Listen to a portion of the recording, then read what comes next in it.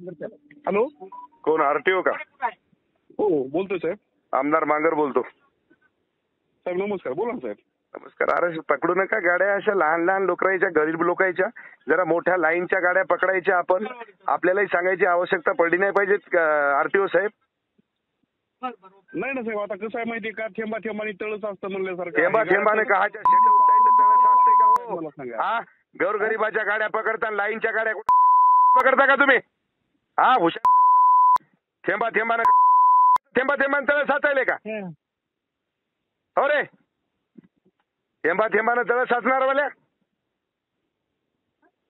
Hello, गोरगरिबाला लुटायचं करायचं आणि चांगल्या लाईनच्या गाड्या सोडून द्यायच्या.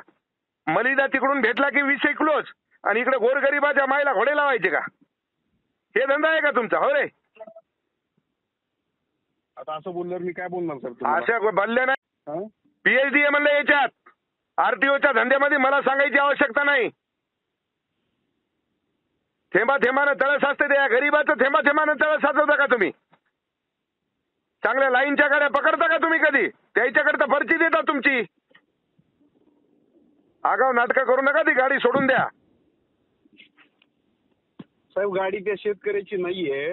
काय शेतकऱ्याची नाही म्हणता? शेतकऱ्याची गाडी आहे म्हणूनच त्यानं लावून दिला ना फोन. बाबळी शेतकऱ्याची गाडी आहे. हॅलो हॅलो, हा, त्या शेतकऱ्याची गाडी आहे. गाडी सोडून देते. शेतकऱ्याचा फक्त तुम्ही म्हणताय. इकडं ऐका आरटीओ साहेब, गाडी सोडून द्या.